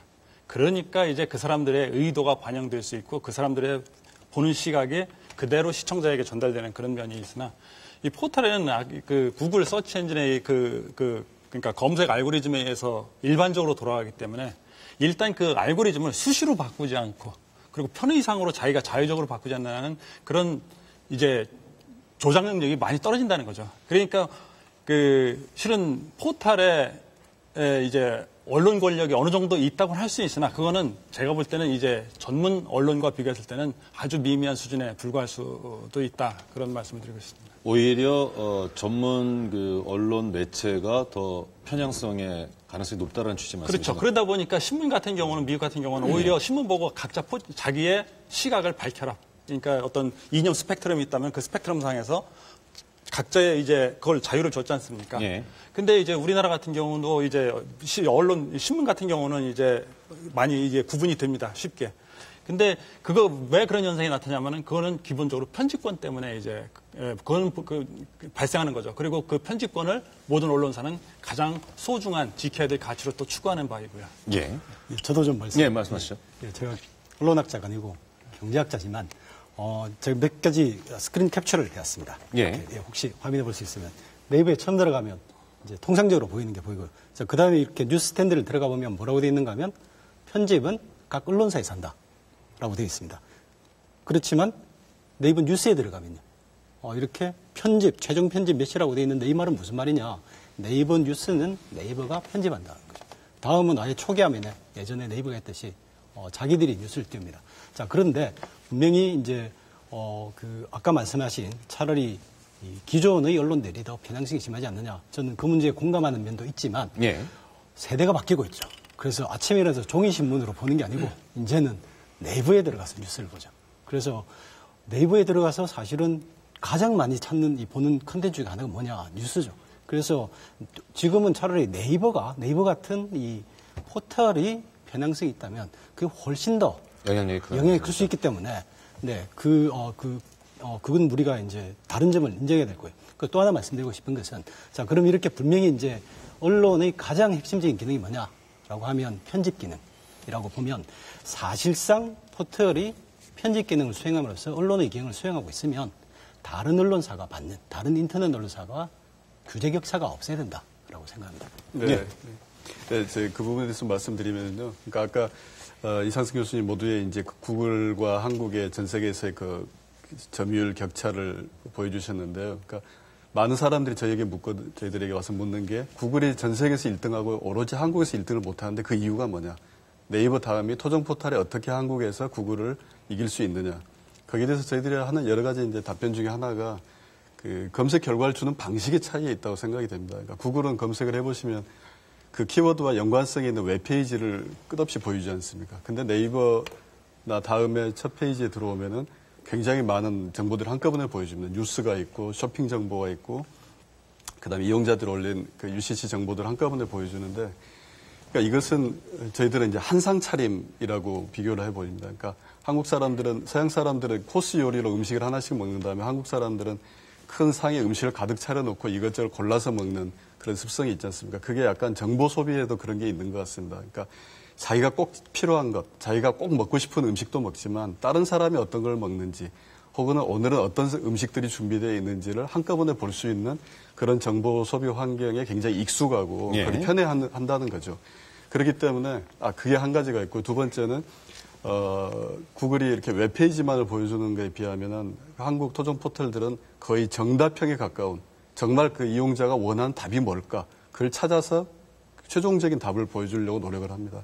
그러니까 예를 들면 잠실운동장이라고 검색을 치면 구글에서는 잠실운동장과 관련된 수많은 사이트나 웹페이지를 보여주지만 한국 포털에서 잠실운동장을 치면 위치도 지도와 함께 위치, 오늘의 경기, 심지어는 경기 결과까지도 한꺼번에 보여주는 그렇기 때문에 이용자들 입장에서는 굉장히 편한 것이죠. 그러니까 한국 포털들은 그런 이용자들이 원하는 정보를 한눈에 보여줄 수 있기 위해서 굉장히 많은 정보를 문서를 확보하고 예. 데이터베이스를 확보하고 그 과정에서 그것을 이제 어떻게 이용자들이 읽기, 보기, 소화하기 쉽게 보여줄 건가, 잘 배치할 건가, 큐레이션을 할 건가. 그 중에 하나가 뉴스 서비스예요. 뉴스 컨텐츠는 24시간 리프레시 되는 컨텐츠이기 때문에 인터넷에서 항상 킬러 컨텐츠로 꼽히는 것입니다. 그래서 가장 좋은 자리에 배치를 하는 것이고요.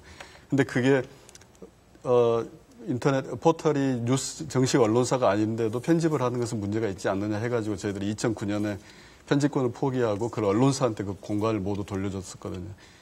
그러니까 그 네이버가 추구하는 것은 그 미디어 뉴스를 가지고 어떤 언론사로서의 권력을 행사하겠다는 게 아니고 이용자들에게 어떻게 하면 만족할 만한 정보를 주느냐에 중점을 두고 있고 근데 그것마저도 아까 이 교수님 말씀하신 것처럼 일반 뉴스 언론사와 같은 기능을 한다면 같은 책임을 져야 되는 거 아니냐. 그런 지적이 우리 이제 변희재 대표 몇 년 전부터 주장을 하셔가지고 2009년인가 신문법과 언론중재법에 예. 포털이 지금 편입이 포섭이 되어 있습니다. 중재 대상이 되고 있고요. 그렇기 때문에 그에 상응하는 법적인 어떤 책임은 이미 부과되고 있다고 생각을 하고 있습니다. 예. 그게 사실은 이제 그 포털의 언론 권력 문제가 검색 권력보다 더 먼저 문제 제기가 됐고 사실 그것 때문에 네이버가 그래도 메인 화면에서 편집을 포기하고 이제 많이 개선이 되는 건데 이미 그 여러 가지 통계에서 주로 언론이라는 통계에서 소비자들, 뉴스 소비자들의 인터넷에서 뉴스를 보는 그 소비 지역 그곳이 포털에서 한 92% 이상 보고 있습니다. 그러니까 이미 이 미디어 지형에서 포털의 이 뉴스 권력이라는 것은 뭐 거의 게임이 끝난 것 같아요. 다른 언론사하고 있었을 때. 근데 그럼 그 언론 권력에 대해서 어떻게 남용을 방지하고 책임을 지고 있느냐에 있어서 자, 언론사들은 당파성이 드러나기 때문에 오히려 위험하지가 않습니다. 조선일보면 조선일보, 한겨레면 한겨레 어떤 방향인지 다 알고 있기 때문에 독자들이 이렇게 속질 않는데 포털의 위험성은 명백히 당파성을 갖고 있으면서도 일반 독자들 볼 때는 당파성이 없는 것처럼 위장돼 있기 때문에 이게 훨씬 더 위험한 겁니다. 이게 지금 대표적으로 저희가 미디어 다음에 대해서 우리가 1년째 저희가 이제 모니터링 분석을 하는데 여야에 대해서 유불리를 따졌을 때 60% 이상이 야권에 유리하게끔 편집이 돼 있고 여권에 유리한 계산은 5% 이하로 되어 있습니다. 이게 1년째 지속적으로 가고 있고요.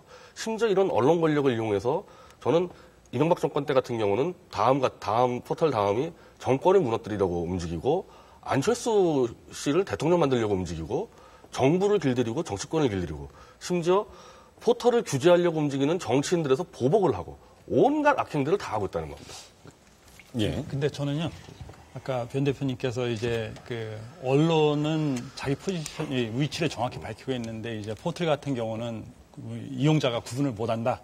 근데 그거는 제가 볼 때는 저희가 알 수 있다는 얘기는 이용자도 저는 알 수 있는 게 아닌가 그렇게 생각을 합니다. 그러니까 이용자들은 그러니까 포털이 왜곡시키고 어떤 정치적 성향을 띠고 있다는 것을 모르는 걸로 이제 말씀을 하셨는데 그거보다는 이용자들도 안다. 왜냐하면 신문의 위치를 알듯이 언론의 위치는 포털의 위치는 각자 알 것이라는 게 제가 이제 하나 말씀드리고 싶은 거고요. 또 하나는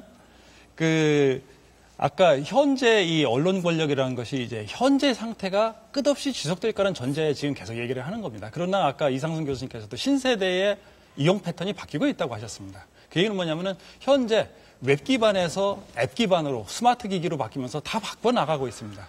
그러니까 지금까지는 포털이라는 사이트에서 모든 신문사들을 모아갖고 그것에 나름대로의 알고리즘을 통해서 우선순위를 배치했는데 이제는 각 언론 자기가 원하는 언론사 그 앱을 다 다운받아서 필요하면 거기로 이제 접근하는 방식으로 이제 소비 행태가 바뀌어 나가고 있습니다. 그러니까 저는 그래서 오늘 끝으로 두 번째로 드리고 싶은 말은 예. 이게 어떻게 보면 지나간 얘기, 곧 지나갈 얘기를 어떻게 보면은 얘기하고 있는 게 아닌가 그런 생각이 듭니다. 제가 지금 방금 제가 포털의 언론 권력 문제를 제가 2005년도부터 제기를 해가지고 지금 8년째인데 아직 해결 안 되고 있습니다. 아직도 전혀 해결 안 되고 있는데 뭘 지나가는 얘기를 한다 그러십니까? 제가 8년 동안 제가 왜 싸웠습니까? 전혀 해결 안 되고요. 네이버만 유일하게 메인 화면에 편집 포기했는데 그런 네이버도 뉴스홈에서 여전히 편집하고 있고요. 스마트폰 넘어간다 그랬죠. 스마트폰에서 편집 그대로 하고 있습니다. 네이버고 다음이고.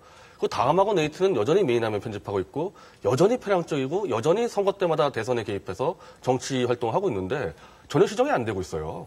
근데 그게 이제 얼마나 개별 이제 앱 기반으로 이제 각 언론사를 이용하느냐. 물론 저도 아직 그 데이터는 받아본 적이 없고 찾아본 적은 없습니다. 그러나 분명히 할 수 있는 거는 이용 패턴은 바뀌고 있다는 겁니다. 예. 근데 조금 전에 권 교수님께서 중요한 지적을 하나 해주셨는데, 뭐 그것의 편향성이 덜 유해한가는 뭐 시청자분들의 판단에 맡겨야 할 것 같고요.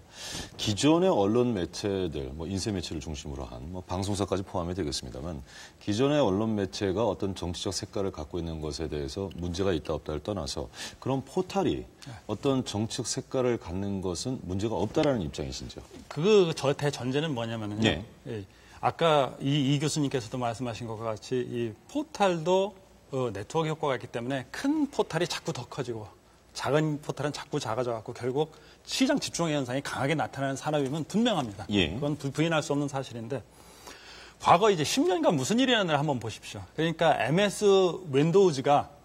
마이크로소프트의 OS, MS 윈도우즈가 계속 지배적인 위치를 차지할 걸로 생각을 했습니다. 데스크탑 컴퓨터에서는 여전히 그렇다고 볼 수가 있어요. 그러나 이쪽 스마트폰 기기로 오면서 전혀 힘을 못 쓰고 있습니다.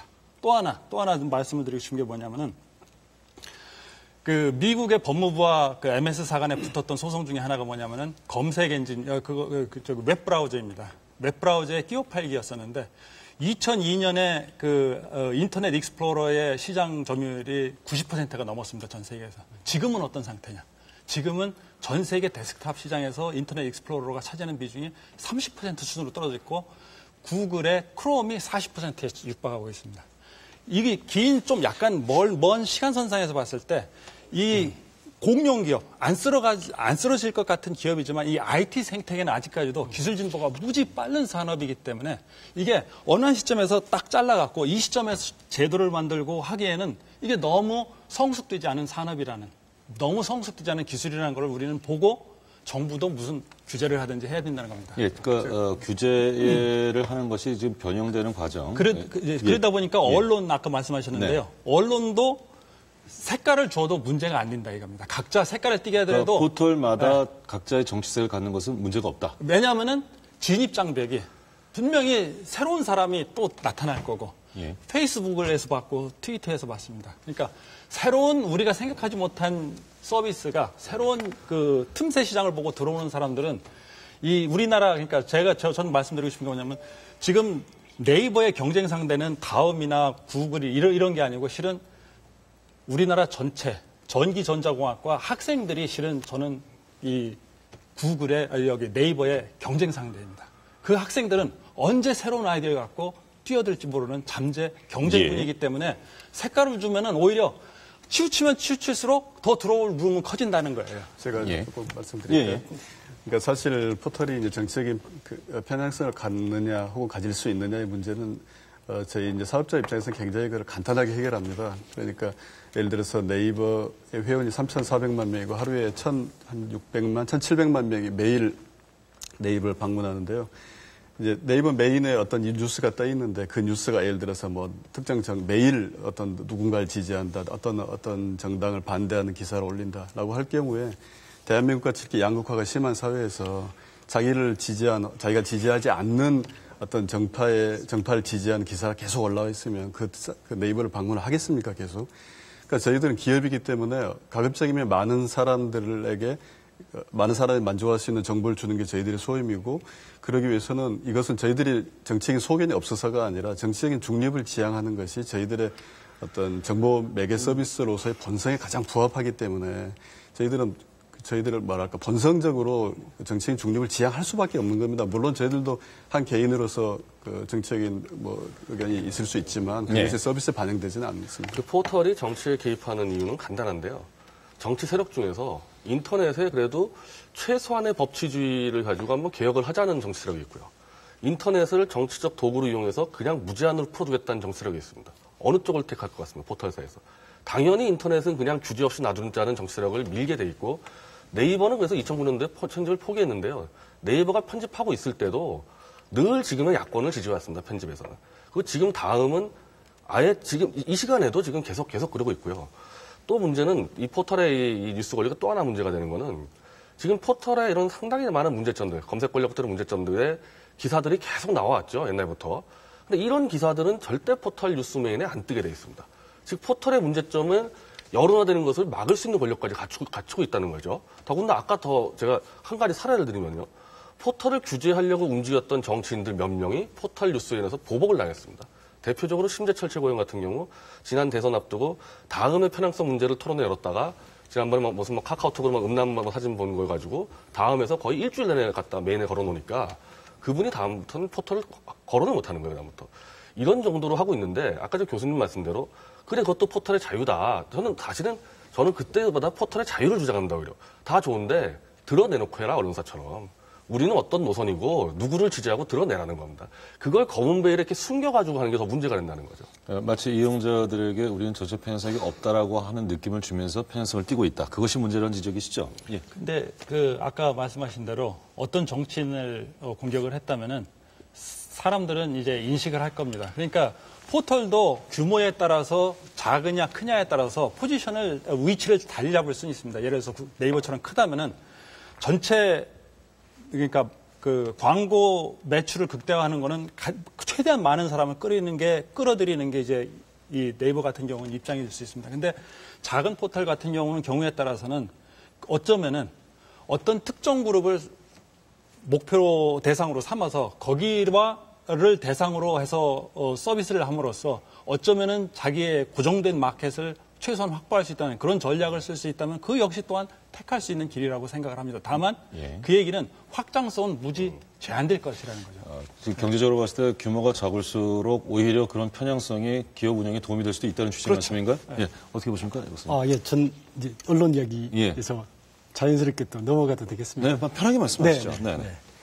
권 교수님께서 중요한 말씀을 하셨는데 이제 미국에서도 이제 마이크로소프트사가 거의 10여 년간 소송을 당했고요. 구글도 지난 2년간 미국 연방거래위원회, 우리나라식으로 하면 공정거래위원회죠. 아주 집중조사를 받았습니다. 그 이유는 비록 인터넷이 기술이 이렇게 급격하게 발전하고 있다고 하더라도 시장 지배력을 가지고 있는 사업자는 언제나 자신의 힘을 남용할 우려가 있기 때문에 그런 남용이 있다면 이것은 공정거래법으로 제재하겠다는 것이죠. 그래서 그 원칙은 저는 포털에도 검색 엔진에도 적용이 되고요. 따라서 모바일이 뜨고 있으니까 이게 곧 아주 일시적인 것이고 따라서 시장 지배력에 대해서 우리가 별로 규제할 필요가 없다에 대해서는 찬성하지 않고 그리고 미국이나 이스의 경쟁 당국도 그런 태도를 취하고 있지 않습니다. 지금 권 교수님하고 의견이 좀 부딪히는 부분이 권 교수님은 자연적으로 그 포털의 그 색깔을 그대로 두면은 소비자들이 맞득치 않으면은 버릴 것이고 마음에 들면 키울 것이니까 놔두자라는 입장이시고요. 규제는 할 필요 없다는 입장이시고 이 교수님은 지금 현재 이 시점에서 규제를 하자라는 입장이신 거죠? 그러니까 저도 동의하는 것 중에 하나는요. 예를 들어서 덩치 큰 사람이 자기의 덩치를 부당하게 이용해갖고 자기의 마켓 쉐어를 부당하게 이용해갖고 불법적 행위를 한다면 그거는 공정거래법상 당연히 그건 규제의 대상이 됩니다. 그러나 그렇지 않고 피해자, 그러니까 모든 사업 관계는, 모든 계약 관계에서는 피해자가 나올 수가 있고, 손해를 보는 사람이 있고, 이익이 보는 사람이 있었습니다. 근데 손해가 났다고 해서 곧 그 사람이 큰 덩치로 저 사람을 잘못되게 했다. 이런 식으로 추론을 할 수는 없다 이겁니다. 어떤 피해자가 발생했다고 해서 그것이 반드시 독과점 기업에 의한 피해는 아니다. 그 독과점 지배력에 의한 피해는 아니다. 예. 네. 반론 있으신가요? 사실 그 말은 적극적으로 동의하고요. 그래서 미국도 연방거래위원회가 구글에 대해서 제재하지 않은 게 있고요. 제재한 게 있어요. 그렇죠.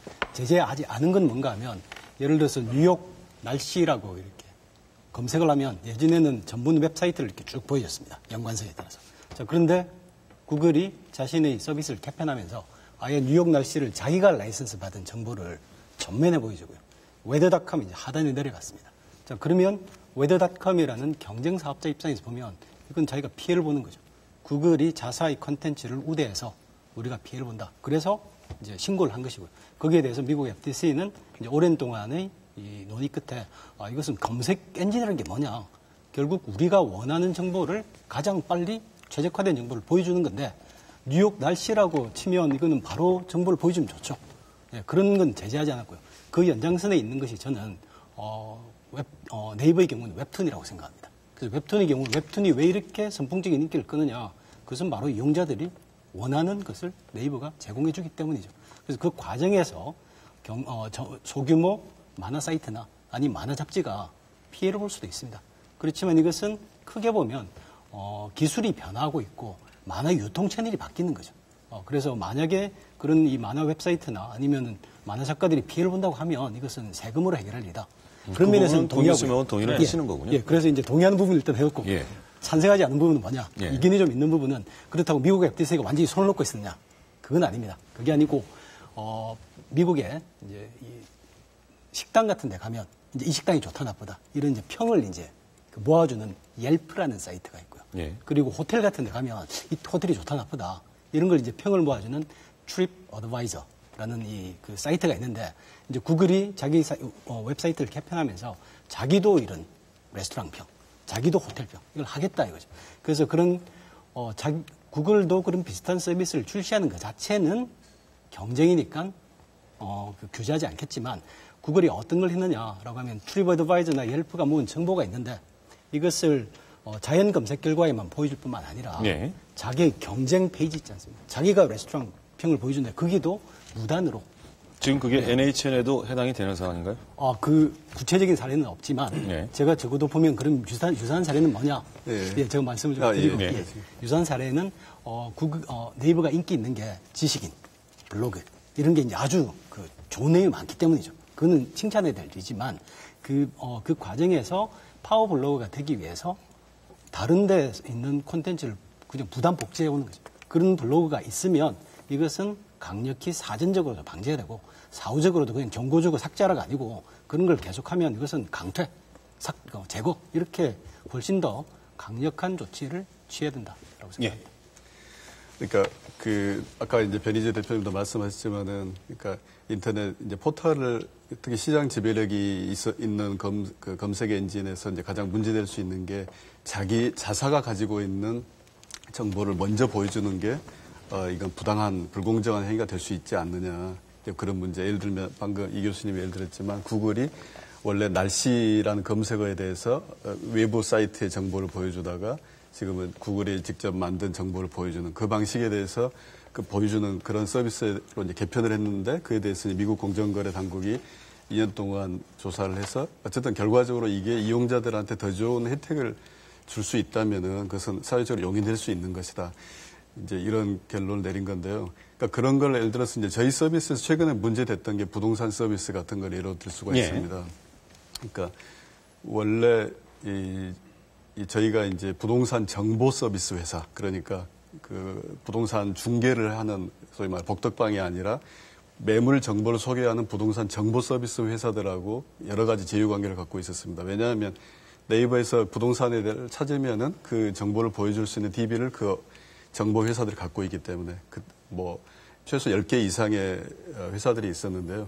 근데 문제가 뭐냐면은 그런 검색을 사이트에서 매물을 찾으면은 허위 매물이 굉장히 많았어요. 그러니까 뭐 이런 전세는 이런 게 있고요. 뭐 매매는 이런 게 나와 있어요. 근데 그 검색 결과를 가지고 연락을 해보면은 사실은 존재하지 않는 가공의 정보를 올리는 거죠. 왜냐하면 그래서 그걸 통해서 이제 손님을 끌기 위해서 한 거였는데 저희 입장에서는 그게 네이버에서 찾은 정보를 믿을 수 없어. 이 검색 결과를 품질이 낮아지기 때문에 저희들이 어떤 걸 이 정보 회사들에 제안을 했냐면 확인 매물 서비스를 하자. 그러니까 진짜로 이게 전세 혹은 매매로 나온 물건만 이 사이트에 올리는 걸로 하자. 그래서 우리가 네이버 검색을 통해서 보여주겠다 했는데 대부분의 정보회사들이 그게 참여를 하지 않고 두 개 정도의 회사만 참여를 했습니다. 그래서 저희들이 1년에 그 몇십억의 비용을 들여가지고 확인된 매물을 전부 일일이 전화로 확인을 했어요. 이건 정말 맞은 된 사람. 그래서 그런 정보를 저희 그 부동산 서비스에서 보여주다 보니까 이제 최근에 이것은 너희들이 만든 정보 데이터베이스를 정보 그 네이버 검색 결과를 그렇게 해서 먼저 올려서 이익을 창출했다는 걸 오해라는 취지의 문제 말씀이신 것 같은데요. 아니냐 라고 할 때 그런 지점에서 판단의 문제가 뭐냐면 네이버가 만든 정보 데이터베이스를 정보를 먼저 보여주는 게 부당한 거냐 아니면은 그 결과가 이용자들에게 좋은 혜택을 줄 수 있는 거라면 인정할 수 있는 거냐. 모든 경우에 그게 해당이 될까요? 이제 부동산은 그렇게 해당이 되겠습니다. 사실은 모든 영역에 다 해당이 되죠. 그래서 문제가 되는 겁니다. 어쩌다 날씨나 부동산 정도 특수한 게 아니고 전 영역이 다 그렇게 돼 있는데 대표적으로 2000년 초반까지만 하더라도요. 영화 정보 사이트가 수십 개 됐었습니다. 근데 각 포털사에서 이제 뭐 사용자의 편의를 위한다는 명목으로 자체 영화 정보들을 서비스를 하기 시작하니까 무슨 영화 검색하면은 네이버 자체 서비스가 제일 위로 뜨고 나머지 영화 정보 사이트를 다 밑으로 깔리면서 다 사라졌습니다. 사실상. 그래서 아마 이런 것들이 대부분 다 영역이니까 글쎄요. 구글에서는 이번에 저는 깜짝 놀랐는데 교수님 발제를 듣고 와 날씨 하나 정도 하는 걸 가지고 미국 정부에서 논의를 했다는 걸 제가 깜짝 놀랐습니다. 그러면 한번 그 네이버 그대로 한번 미국에다 놓고 한번 다 논의해보자. 수십 가지를. 어떤 결과가 나올지. 그럼 저희는 아까 제가 확인해보니까 한 번도 공정거래위원회에서 이런 거 가지고 논의한 적이 없었다는 거예요. 그럼 다 따져봐야 되는 겁니다. 다 따져서 어디까지 할 수 있고 어디까지는 이건 정말 도저히 검색 권력으로 너무 남용한다. 그 선을 만들어줘야지 아마 네이버나 다른 포털 입장에서도 사업 구상은 제대로 할 수 있겠죠. 제가 보충 말씀드리면 아까 이제 제가 네이버가 어떻게 구글을 이겼느냐 그걸 설명할 때 이제 말씀드린 그 이야기에서 이어서 말씀을 드리자면 뭐 이렇게 비유를 할 수 있을 것 같아요. 예를 들어 네이버가 하나의 어떤 물건을 파는 백화점이라고 친다면 네이버 백화점은 정말 최고야 라는 말을 듣기 위해서는 시장에 있는 여러 가지 물건 중에서 가장 최고의 물건들만을 그 진열을 해놔야지 거기 네이버 백화점에 있는 물건은 정말 신뢰할 수 있고 좋은 물건들이야. 품질도 좋고 이렇게 할 수 있을 거잖아요.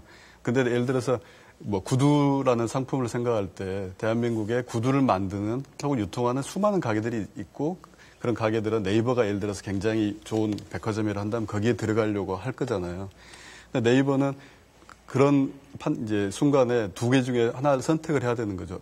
어떻게 하면 가장 좋은 품질의 물건을 올려줄 것인가 아니면은 어떻게 하면 대한민국에 있는 모든 구두방 아저씨들한테 똑같은 기회를 줘서 소비자들을 만날 수 있는 기회를 줄 것인가. 근데 저희들이 그동안에 한국 포털이 진화해온 과정을 보면 가장 이용자들이 만족할 수 있는 최고의 정보, 최선의 정보를 전달하는 데 중점을 두었고 그러기 위해서는 정보를 큐레이션을 하게 되고 저희들의 정보를 DB를 구축하게 되고 그 과정에서 이제 굉장히 네이버가 좋은 정보를 전달하는 유통 플랫폼은 됐지만 그것 때문에 네이버에서 노출의 기회를 갖지 못한 사업자들 입장에서 볼 때는 우리도 같이 살아야 되는 거 아니냐 이렇게 해서 혼자만 독식하는 게 아니냐 이런 문제가 생기는 거죠. 그러니까 저희는 그 지점에서 그렇다고 이용자에게 줄 수 있는 검색 결과의 품질을 포기할 수는 없는 것이고요. 그러니까 어떻게 하면은 검색 결과의 품질을 유지하면서 어떤 그 정보의 생태계를 공정하게 할 것인가. 공정하게 노출할 수 있는 기회를 줄 것이냐. 알겠습니다. 공 교수님. 그러니까 지금까지 실은 전 약간 보충 설명인데 한 유사님의 보충 설명인데 지금까지 이제 우리나라는 이제 갑을 논쟁에 너무 묻혀 있습니다. 그렇기 때문에 오늘 이 얘기도 나온 걸로 알고 있습니다. 근데 이제 갑을 논쟁에서 실은 가장 잊혀진 부분이 뭐냐면 어나더 다른 슈퍼갑입니다. 그 다른 슈퍼갑이 뭐냐면은 방금 계속 지속적으로 말씀하시는 게 고객입니다. 이용자.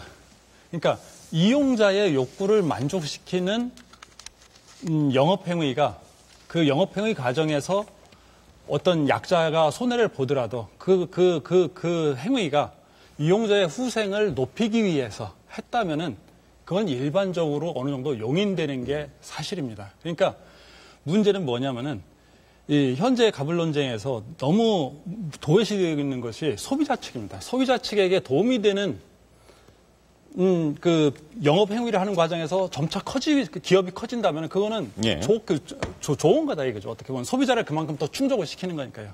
저는 이제 대전에서 왔는데 대전역에 가보면은 줄이 빵집 안에 앞에서 한 서너 줄로 계속 매일 쓰는 빵집이 있습니다. 거기는 이제 어떻게 보면은 이제 큰 빵집입니다. 그렇다고 해서 왜 그럼 줄 서냐 이거죠. 거기는 그만큼 소비자를 충족시키기 때문입니다. 그러니까, 알겠습니다. 예. 그래서 특별한 어떤 규제는 필요 없다는 논리신 예. 것 같은데. 예.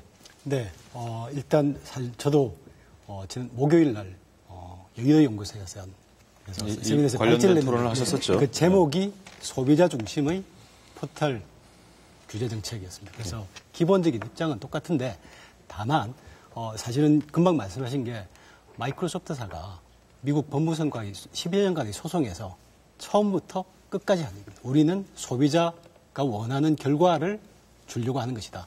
자, 그렇다고 해서 그걸로 다 되는 것은 아니고요. 그 과정에서 이게 정당한 수단의 경쟁이냐 아니면 시장 지배력의 남용이냐 이것을 잘 구별해서 전자는 권장하고 후자는 규제하는 게 필요하다라고 생각합니다. 예. 그 생각보다 그 포털의 검색 권력과 언론 권력은 정말 막강합니다. 이 현장에서 느끼는 거는 경제와 정치가 막 넘나들기 때문에 실제로 그렇기 때문에 지금까지 2000년도부터 그렇게 굉장히 많이 비판이 와도 아무런 입법조차도 안 될 정도로 국회의원들도 다 무서워할 정도니까. 그래서 한 가지 사례가 있는데요. 2009년도에 안랩, 안철수 씨가 대주했던 안랩하고 네이버하고 충돌을 했습니다. 그 당시 안철수 씨 정도의 지명도 가지면은 얼마든지 네이버가 한판 할 수 있다고 봤는데 1년 만에 백기통하고 네이버하고 사업적으로 이제 무료로 백신을 제공하는 이렇게 야합을 했단 말이죠. 근데 그랬던 분이 대기업 LG, 삼성은 비판을 해요. 대선 때 계속 비판하는데 안철수 씨가 지금까지 나와서 단 한 번도 네이버나 다음이나 포털을 비판한 적이 없습니다. 그 정도로 일국의 대선 주자로 나왔던 그런조차도 포털의 권력을 함부로 비판을 못하고 저는 그것 때문에 지난 대선 때 포털사들이 안철수 씨를 대통령으로 믿었다고 보는데 이런 정도의 막강 갑이 지금 갑을 경쟁 수준이 아니에요. 저는 사실은 친기업, 제가 원래 청년창업가 포럼 회장을 하고 거의 친기업 인사인데 포털만큼은 아니다. 포털의 이 검색 권력만큼은 이마트라든지 이거하고도 비교가 안 된다. 제가 유일하게 비교할 수 있는 거, 아까 지금 내가 교수님이 빵집을 비교해서 그런데 이 검색은 유일하게 비교할 수 있는 사업은 철도 사업이에요. 철도 사업만이 이제 이 권력으로 비교가 가능하지 나머지 무슨 빵집이나 이마트나 비교가 안 된다. 일국의 대선주자들도 벌벌 떠는 권력에 대해서 너무 안이하게 보는 게 아닌가. 근데 이제 예. 예로 드신 철도 산업 같은 경우는 대개의 경우 이제 정부가 깔았을 수도 아니 있고 미국은 그렇죠. 민영기업이 근데 깔았습니다. 이제 예. 거기는 또 경쟁이 없습니다. 진짜 거기는 거의 독점입니다. 근데 이제 그리고 또 진입 가능성, 새로운 진입 가능성이 얼마나 높으냐면 높지도 않습니다. 그러나 이 포털 같은 경우는 일단은 적지만 그래도 경쟁이 존재합니다. 그리고 또 경쟁자 중에 하나가 막강한 구글입니다. 그리고 여기는 기술 진보가 빠르기 때문에 새로운 형태의 유사 사업으로 형태로 들어올 수 있는 그 여지도 아주 넓게 있습니다. 그러니까 실은 어떻게 보면은 양자를 비교하면서 그 양자 비교를 통해서 양자의 권력을 비교하는 건 약간 좀 지나치신 게 아닌가. 대해서 제가 짧게 말씀드리죠. 네. 그러니까 제가 원래 네이버에서 일하기 전에 이제 기자로서 일을 했었는데요. 기자 생활하다가 네이버 가서 가장 처음에 놀랬던 게 저희 회사는 매월 1일이 조직 개편의 날입니다. 그러니까 지금 신문사 조직은 보면 1920년대인가요? 그때 이후로 거의 한 90년 동안 신문사 조직이 바뀌지 않고 있는데 NHN 같은 경우는 매월 한 번씩 조직을 바꿉니다. 이렇게 팀장이 갑자기 팀원으로 되기도 하고 있던 조직이 갑자기 큰 법무가 없어지기도 하는데요. 그건 그만큼 이 인터넷 산업이라는 게 굉장히 역동적이고 기술의 혁신에 의해서 끊임없이 변화하고 소비자를 만족시키기 위해서 끊임없이 자기를 갱신하지 않으면 도저히 존립할 수 없는 그런 환경이기 때문에 그러니까 어떤 특정한 환경에서 특정한 기준을 가지고 어떤 규제를 만든다는 것이 이 산업의 어떤 역동성이라든가 혁신을 오히려 저해하는 결과가 지금 이 규제 문제에 관해서는 이 상황에서 규제를 하는 것이 반드시 네이버 죽이기가 아니라 발전적 어떤 비판 차원에서 규제, 이것이 필요하다는 것이고 발전적 운영을 위해서 또 권 교수님과 한 이사님은 급변하고 있는 시장 그리고 이 매체의 특성상, 포털의 특성상 지금 규제는 문제가 있다는 취지의 말씀이신데 끝으로 시간이 지금 얼마 남지 않았기 때문에 한 이사님께 짧게 한 말씀만 질문을 하고 정리하겠습니다. 네네. 앞서서 그 큰 줄기의 그 주장 가운데 이런 말씀을 하셨어요. 이를테면 독과점의 문제와 관련해서 소비자에게 최고의 품질, 그리고 공신력 있는 품질이 있는 것을 우선 공급하는 문제와 공평한 사업주들에게 기회를 주는 문제가 늘 상충하는데 네, 맞습니다. 그 부분에서 이 두 가지를 고려하는 가운데 최선의 선택을 하는 가운데 어떤 네이버의 보이지 않는 손에 움직이는 것은 할 수 없다라는 취지의 말씀을 하셨거든요. 네. 그 과정에서 어떤 불투명한 의지라든가 편향적인 의지가 반영되는 것은 규제의 대상이 되지 않을까요? 물론 그 네이버가 근데 그것을 저희가 사업에 절대적으로 있어서 신뢰할 수 있을까요? 예. 그것은 그 네이버가 시장에서 뭔가를 잘못하면 그게 인터넷을 규제하면 안 된다는 대의가 있다 하더라도 예. 기업으로서의 네이버가 뭔가 잘못한 것은 당연히 제재를 받아야 될 거고요. 그다음에 우리 사회는 공정거래위원회에서 공정거래법에 따라서 여러 가지 그 행위 제재를 하는 시스템이 잘 돼 있고 사실은 얼마 전에 저희가 공정거래위 조사를 받아서 그 결과를 기다리고 있고요. 그러니까 저희들이 잘못한 것은 당연히 제재를 받아야 되겠죠. 알겠습니다. 잘못한 것이 있으면 고치겠다는 취지의 말씀이시고 아까 그 변희재 대표의 지적 가운데서는 포털에 대한 비판 그 블로그나 그 기사는 저 밑에 내려가서 앞에 보이지도 않는다고 하는데 이런 부분도 좀 문제 있는 거 아닙니까? 그런 일은 없다고 생각합니다. 그런 일은 없다고 생각하시면. 예.